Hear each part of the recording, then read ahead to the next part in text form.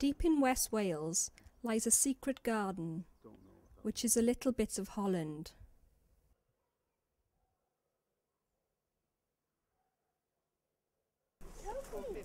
Will Ackerman is a Dutchman and the architect of Caerhir. What made him come to West Wales? Basically a matter of being an escaped teacher of French.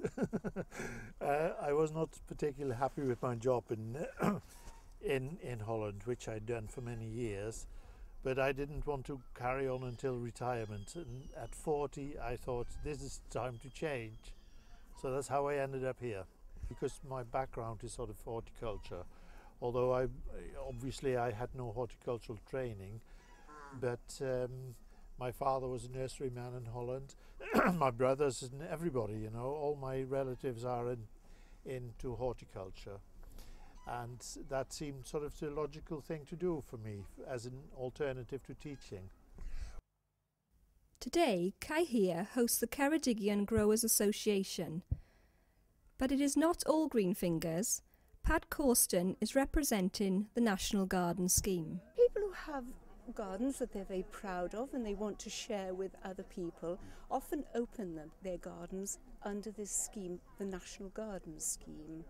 Now, the National Garden Scheme supports a number of charities, and most of these charities are concerned with caring, or the Macmillan Cancer Support and Marie Curie Cancer Care, and other supportive charities for people who are terminally ill or for their carers. And when garden owners open their gardens, usually just one day a year, but maybe two, whenever the gardens are at their height of interest, the gate money and the money for the refreshments is then given to the National Garden Scheme.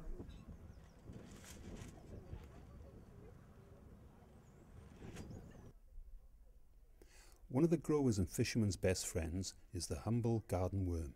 Yeah, we breed worms for coarse fishing, for composting, soil improvement for gardeners as well. They're Dendrobina worms, which are a common worm used in wormeries and for coarse fishermen. And the lobworms are mainly used for coarse and game fishermen. Gardening reaches people of all ages. What has been their impression of Caerhir? Because there's ponds and lots of places to explore and stuff, and interesting things. Very impressed. It's not an area that we go to, and coming here has certainly made us feel rejuvenated that there's small gardens that offer so much. I'm very impressed because it really was hidden. I didn't realise it was here like this at all. I only knew about the little bit below the garden, below the road, so it was a secret to me. What does this adoptive Welshman hope that people take away from their visit to these secret gardens? I hope it will give people some inspiration, you know, and I think I've been told quite often that it does work like that, you know. People do, and they often come with that in mind anyway. They say, well, we've come to pick your brains, and I think it works as well. Yes.